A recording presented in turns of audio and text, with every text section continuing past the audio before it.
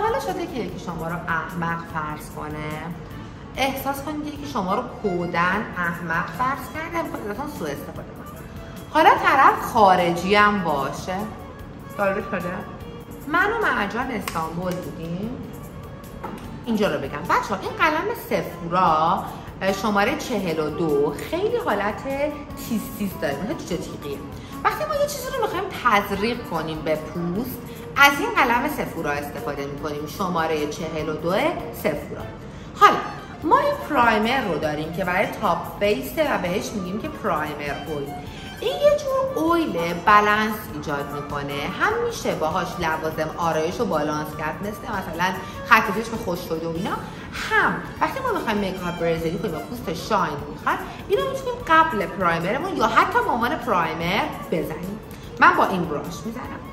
و این دختر داشتم میگفتم، من و مرجان با هم استانبول بودیم، رفتیم برای یکی از دوستامون چیز بخریم، چمدون بخریم. یکی از دوستامون به ما سپرده بود که براش چمدون بخریم. بعد ما خریدامون رو کردیم تو بازار، و بازار استانبول هم یه جوریه که چیزه که حالت بعد توش پیاده بریم، مثل بازار تهرانه، ماشین نمیشه توش بیاد. بعد میخوام یه محصول خیلی خفن بهتون معرفی کنم. بچه‌ها این کرم پود مال برند ایمورتال ژاپنه که اینجا آمبولانس شده و بی‌نظیره. حالا میخوام که کاربردش رو ببینید.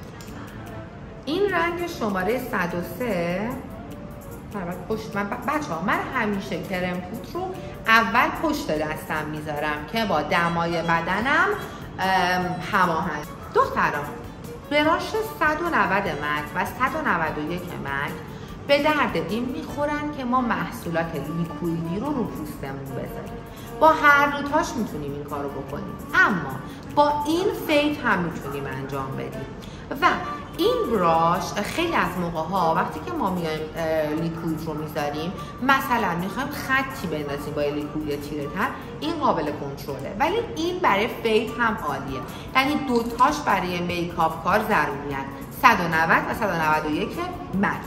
خب من کرم پود رو با این برمیدارم. بچه‌ها کاور این کرم پود رو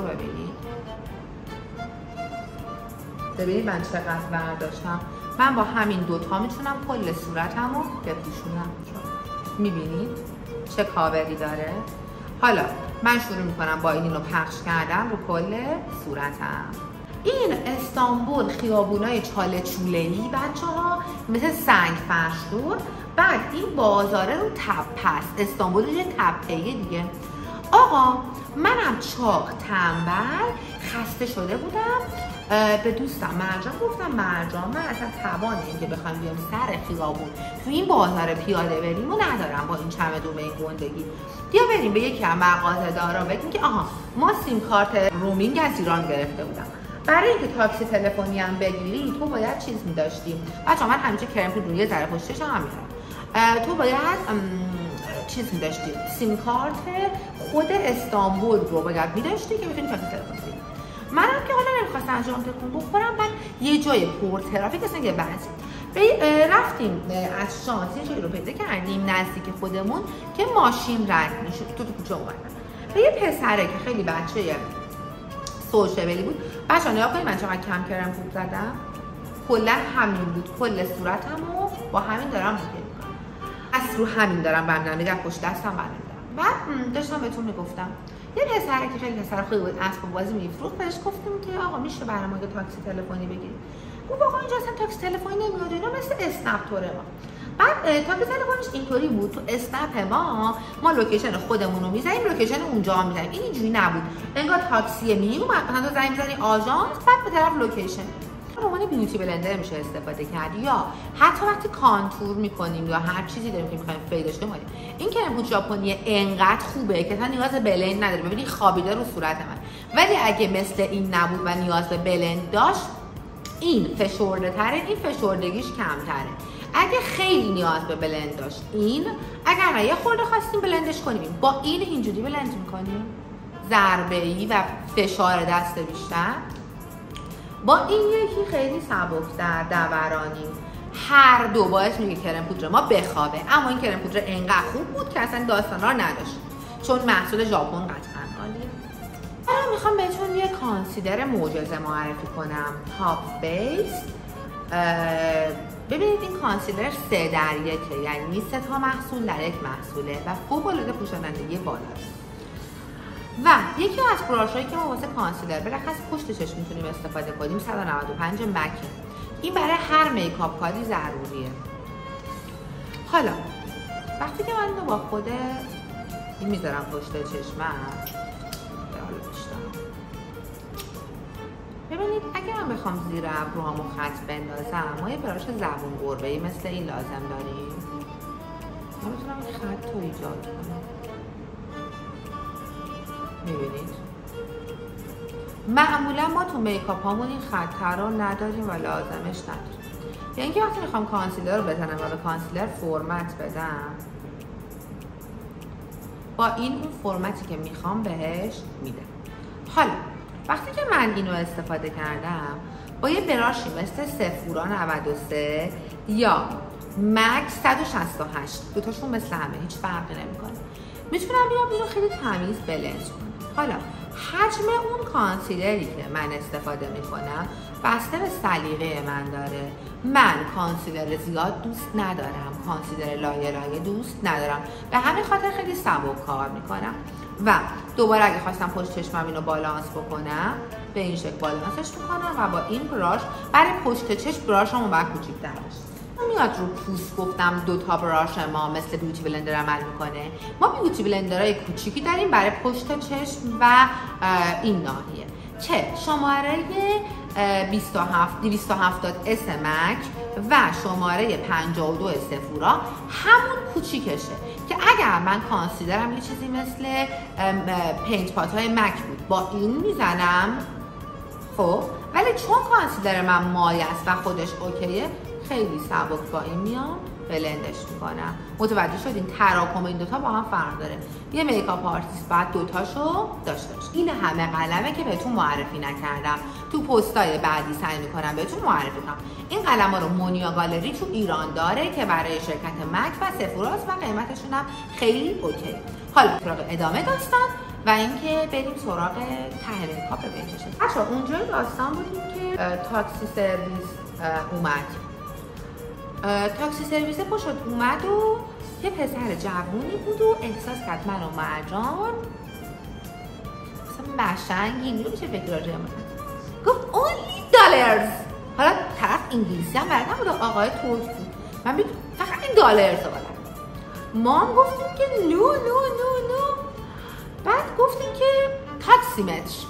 گفتش که چه به ما فهمون که الان ترافیک تاکسی متر نمیشه. گفت ترافیک من و مرجان به هم نگاه کردیم میگیم چیکار کنیم. ما 2 گزینه داشتیم، یکی این که هرچی این میگه بگیم باشه، هرچی تو میگی اوکیه، یکی اینم که چیز نکنیم بسیم یا اینکه نبریم اون همه راه خلاص اصلا نیم ساعت با اون چمدون به اون گندگی پیاده بریم. گزینه دیگه ای ما نداشتیم. وقتی من وقتی تو چشای مرجان نگاه میکنم دقیقا میفهم مرجان میخواد چی بگه، یعنی ما اصلا حرف نیست. براش 196 مک یا سفورا 75 من در اینجور مواقع ازشون استفاده میکنم. ببینیم نحوه بلندش. خب بچه ها میگفتم پسرم چیز شد، گفت آره دلار و فلان و اینا. من مرجان نگاهی به هم کرد، من مرجان گفتم بشین. مرجان تعجب کرد یعنی چی دلار؟ حالا ما اومدن هتل به اون بازاره 250 لیر داده بود. اینم گفتش که یه عددی گفت به دلار، مثلا ببین یعنی مثلا 4 برابر 5 برابر قیمت. من تو ذهن خودم گفتم شاید راست بگه، شاید مثلا واقعا ترافیک باشه. خانمی که شما باشید این طرف آدم درسته نبود، یعنی وقتی چمدون رو دست ما دید فهمید که ما با این چمدون نمیتونیم پیاده بریم. ما رو سوار کرد و دخترها مثلا ما اگه اومدن 5 دقیقه تو راه بودیم برگشتن 2 دقیقه تو راه بودیم، یعنی اصلا ترافیک نبود. این پسر تو راه خوشحال آب معدنی خرید و ما احساس کردیم ترکی دوستاشو دعوت کرد و پیش خودش گفت اسکول پیدا کردم. الان من از اینا مثلا 40-50 دلار میگیرم، مثلا $2 میگیرم، اینو پس این تا هم نمیفهم خرن هیچی هم نمیگم. باور کنید همین نگاه داشت. من از قیافه پسره اینو فهمیدم. اینی که دارم استفاده میکنم برای شرکت ماسکاته، لوازم تخصصی گریم سینمایی داره. بعد اسمشون نوشته کانترولینگ فون شماره 442. این لوازم تخصصی گریم سینمایی شرکت ماسکات. پسره. براش هم که دارم استفاده میکنم شماره 214 مکه. این برای بلند کردن سایه هم فوق العاده است. من میخوام که کانتور بینی بذارم. بچه‌ها پسره حالا تو ماشین من پیش خودم گفتم شاید این فارسی بلد باشه. خب به همین خاطر به مرجان اشاره کردم فارسی هست. حالا قیافه مرجان شما نبودین نمیتونید. قیافه مرجانم دیدنی بود. براش سوال پیش اومده بود که مثلا مینا چرا به این فلان شده جای 250 لیر مثلا میخواد 1200 لیر. اصلا کل چمدون 1000 لیر نبود. خب یا بخوام به اون پول. برای مرجان سوال بود که چرا من فقط به مرجان اشاره کردم که حالا مرجان هی میرفت زیر صندلی و من خودم رو کنترل میکردم که پسر هیچی با براش 252 مک میخوام کانتور گونه ها بزنم و اینجا بازم با ماسکات 228 که بازم یه محصول تخصصی گریم سینماییه و حالت چیز داره، اویلی داره، یعنی خشک نیست. قطع میکنم که این خط کانتورم از بینیم پایین تر ولش کنیم. بریم سراغ پسرم خوشحاله. گفتم آب یخ میخواد چه بسکولایی. منم گفتم دیگه واقعا پیش خودم گفتم اگه راست بگه ترافیکه مثلا ممکنه که ما اومدنه مثال میدم دورم بود نیم ساعت طول کشیده برگشت گفتش که 1 ساعت و ربع ما تو راهیم. من و مرجانم نگاه کردیم گفتیم بابا جان ما 1 ربع اومدیم، یعنی پس درست بود دیگه اگه ما 1 ربع اومده بودیم الان 1 ساعت و ربع بود برابر این 4-5 برابر تایم بود و اون حق داشت که چیز بکنه از ما پول بیشتری رو مطالبه بکنه. ما بهش حق میدادیم. گفتیم مثلا قضاوتش نکنیم آقای ترک زبان رو. ما دیدیم نه بالاخره 1 ربع مثلا اومدیم الان 10 دقیقه رسیدیم و این ما رو گیر آورد. به مرجان اشاره کرد که پیاده شو و چمدون رو بردار. چمدون رو گذاشته بود صندلی جلو و چمدونمون اینقدر چمدون آبی دو تا استکانم تو راه خریده بودم گذاشته بودم توش. بعد چمدون رو بردارم من اومدنه 220 لیر. گفتم بذار بازم مشغول الزامه این پسره قبلیه میام رو این روشنه که زدم زیرش رو دوباره یه خورده کانتور تیره میکنم. ولی اول این نکته رو دقت کنید، اول روشنه رو زدم بعد تیره رو میارم که چرک نشه. اگه این کار نمیکردم وقتی میخواستم فیدش کنم یه خورده چرک میشد. بعد آقا کجا بودم؟ چمدون جلو بود و میخواستیم پیاده شیم.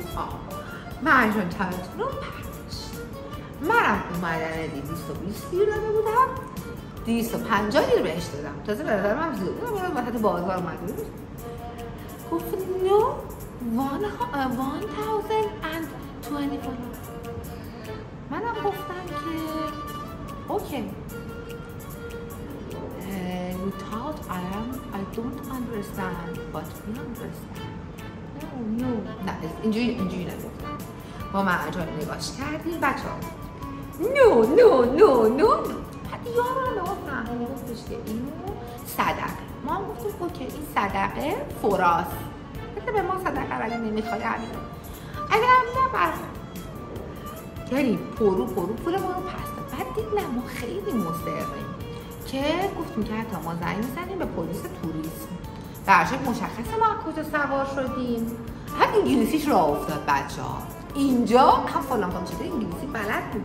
کار که به جای باریک مثل انگلیسی حرف زد عین بلبل که چیزه نخیر من به شما گفته بودم $30 چه یا 1000 خورده ای دیر. ما گفتیم نه تو ما گفتیم ترافیکه 1 ساعت خورده طول میکشه. اینکه 10 دقیقه شد زودتر بود نه ما اومدنه اینقدر که میخوای دادم.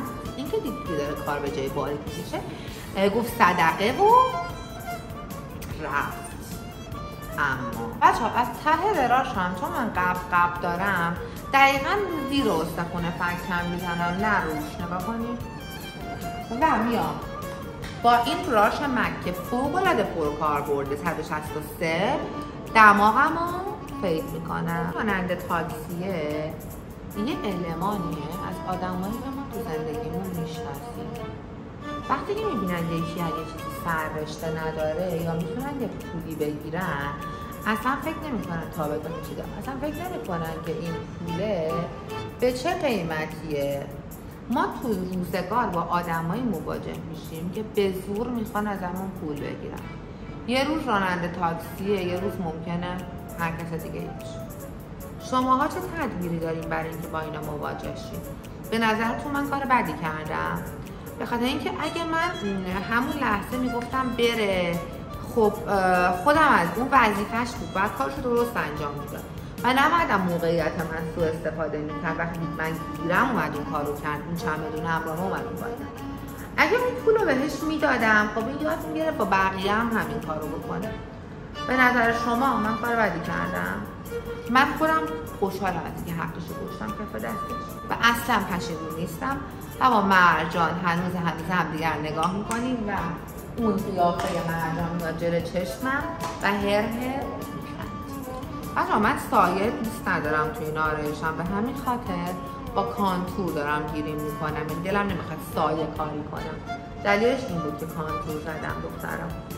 و وقتی که میخوان یه آرایشی داشته باشین که سایه نداشته باشه، پشت چشمتون رو میتونید کانتورینگ کنید. خط کریس هم یه خورده تیره میکنم، اما این تیرگیه با کانتور و سایه فیدینگه و اینکه هیچ نشونه از سایه توش نمیبینیم. با یه سایه تیرم میخوام که گودی تو چشم ایجاد کنم. بچه‌ها بعد گذشت رو این داستان این راننده رو من فکر کنم درس خوبی بهش دادم. بعد فهمیدم اصلا انگار تو ترکیه رسم. ما برگشتنی از هتل نخواستیم که از این ترانسفر که آژانس داشت استفاده کنیم. دلیلش هم این بودش که خیلی معطلمون می‌کرد و اینا. خود سر تایم ما انطباق نداشتیم، می‌خواستیم استخر و اینا بریم خودمون تاکسی بگیریم، نخواستیم. بعد دوباره راننده دوم به هتل گفتیم که آقا باش طی کنیم تاکسی متر. اکید کردیم تاکسی متر. هتل ما خداییش دور بود، تاکسی متر زدش. حالا این که بهتون میگم مثلا مسیرش 20 برابر اون بازاریه بوده. با تاکسی متر 500 لیر. 500 لیر رو بعد یارو گفتش که 550 لیر بهتون دیده هم اسم. اون که 500 لیره. گفتش که چون اتوبان اومدم. یعنی مثلا منظورش بود که عوارض داده. نه خب چه ربطی داره؟ خلاصه انگار اینا رسمشون بود. ولی چون یه منصف بود، مثلا اون 5 برابر خواست بکنه تو پاچه ما، این راضی بود به عدد کم. دیگه من باش بحث نکردم. حالا بچه‌ها پولشو دادم. یعنی منظورم اینه که وقتی کم میره تو پاچه آدم، انسان واکنش بدی نشون نمیده. نمیدونم تونستم منظور رو برسونم یا نه. یعنی یکی هم میخواد این کار رو با آدم بکنه، بهتره که یه ذره مثلا مثل همین تاکسی دومیه، آقا 50 لیر نه 1200 لیر که برادر من تو مثلا هزینه تاکسی که آخه. خلاصه نظر شما برای من خیلی مهمه و من میکاپ همو تموم بکنم چون داستان زودتر از پایان میکاپ تموم شد.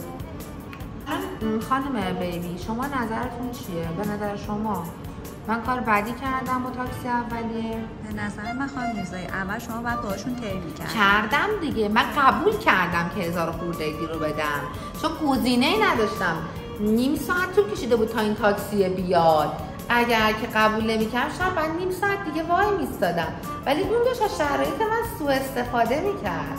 خانم بیبی به نظر من اگر بودم به عنوان راننده تاکسی حق داشتم عصبی بشم و از اون طرف من یه خودم رو جای شما بذارم، حق به شما میدم چون اون داشته از شما بیشتر میگرفته. اونم اونقدر. خب بچه‌ها من یه خط کات میخواستم رو کانتورم بدم، با کانسیلر اون خط کات رو درست کردم. ببینید دارم با کانسیلر اون خط رو میدم و با قلم کانسیلر شماره 195 مک رو دارم فیدش میکنم. نظرت راجع به تاکسی دومیه چیه 50 لیر؟ منصف بوده. آره در اون در دفع کردن خیلی مناسب بوده، اما با کمال میل بهش شدیم. به نظر من سایه خط نداشته چه بهتره، ولی حالا بذار داشته باشه. قلم سفورا شماره 79 جون میده برای این کار. ببینید خیلی از آدما پوست براق دوست دارن که ما کانتور چربشون رو خیلی فکر نمی‌کنیم، اما خب خیلی هم پوست مات دوستن. من یه خورده بچه‌ها ماتش میکنم، یعنی خیلی این کارو نمیکنم. اضافه بیوتی بلندرم اضافه پاودرمو میگیرم با این ببین چجوری میذارم. اگر خواستم که خیلی مات باشه، یعنی قشنگ مات باشه، این شکلی قشنگ یه لایه اینو میذارم رو پوست، فقط تکونش هم نمیدم، به روی مبارکم هم نمیارم. دوست دارم که حالت مثلثی به صورتم بدم.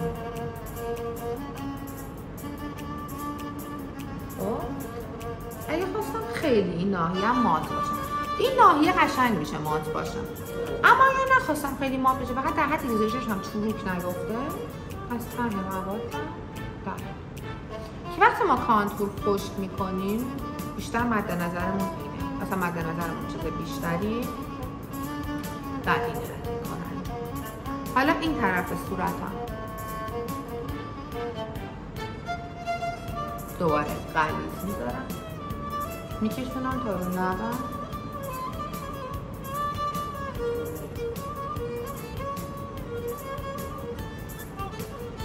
اضافه پودرم هم نمیکشم. این چیزی رو بالا رو هم ایجاد این ور صورتم خیلی من زیادم دادم. ببینید در واقع با این حرکت دارم خط کانتور چربرم برمیدارم. خیلی زیاد زدم.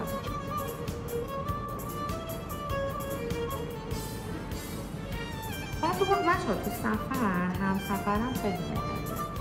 مرجان پایه بود، ما انقدر با هم خندیدیم که یه جمعه وقتی خیلی خندم میگیره، یعنی وقتی میفتم رو فاز خنده از بچگیم این چیزم بود، این حواستون با من باشه، منو خیلی نخندید. من وقتی خیلی بیفتم رو خنده، حتی اگه تو خیابون باشم کف زمین پهن میشم، این کف زمین میگیرم میخوابم، دست خودم نیست و قش میخندم.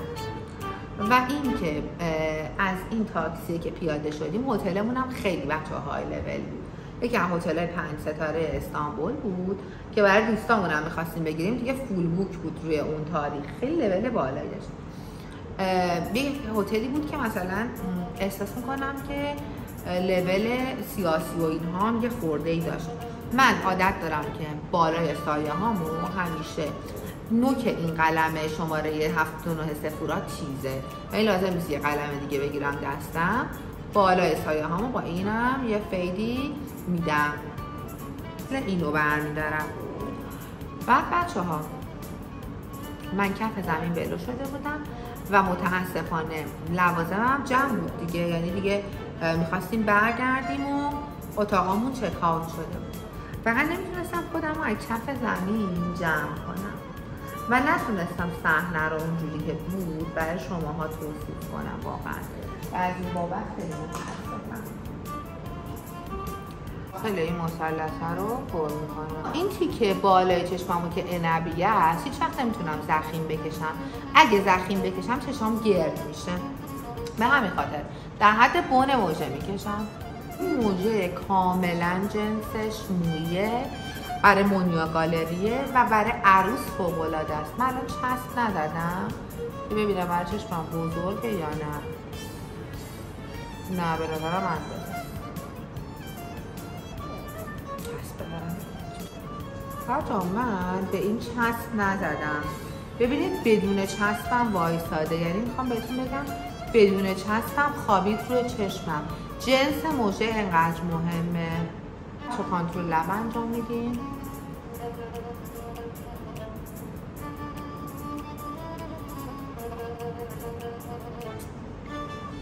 کانتور لب، خط لب نیست. رژ لب ویبو که باز امونیا گالری میتونید بخرید و میزنید روش. پس اول کانتور لب میکنیم، خط لب نه، بعد ریبو رو میزنیم روش. خب بالای لب هم یه رنگ دیگه بیاریم ببینیم کدوم بهتره. چون میکاپ هم تموم شد، به هم بگین که دوست داشتین این داستان رو با آموزش رو و اینکه بازم از این ویدیوها بگیریم.